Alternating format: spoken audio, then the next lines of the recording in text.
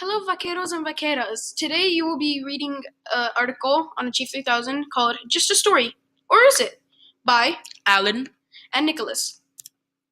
A special shout out to Alexis Aguilar, Miss Fernandez, period 7, high score Thursday. Congratulations. This article takes place in a tiny Asian country called Bhutan. It's an article about the difference between generations. It's also an article about the mysterious Yeti. 50 years ago, Bhutan was an isolated country that did not even have electricity everywhere. Since then, Bhutan has begun catching up with the rest of the world. The entire country now has electricity. In 2008, the government held its first election, ending one of the oldest monarchies in the world. Older generations of Bhutanese believe that the Yeti does exist. They say that this half-man, half-beast has been wandering the Himalayas for centuries. The creature has always been out there, and it's out there still. This is the strongly held traditional belief of this older generation. Today's generation of Bhutanese are much less convinced that the Yeti actually exists.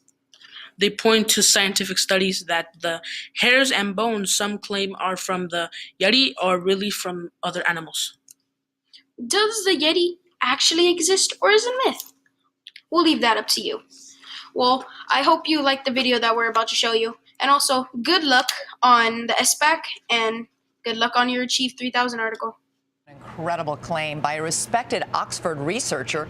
He says he has proof that the Yeti, the abominable snowman of the Himalayas, is in fact real and its descendants are alive.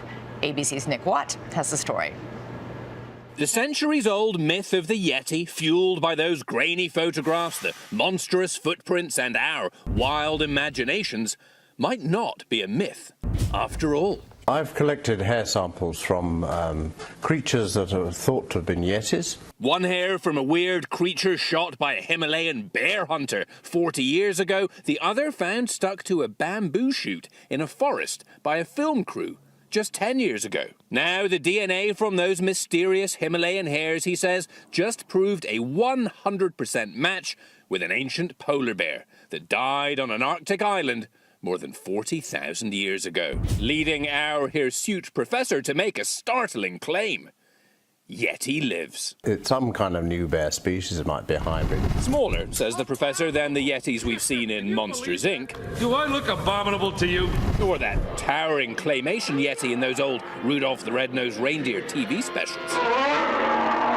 Perhaps, says the professor, polar bears crossbred with brown bears tens of thousands of years ago, and their mysterious descendants survive to this day, roaming high in these snowy mountains. For Good Morning America, Nick Watt, ABC News, Los Angeles.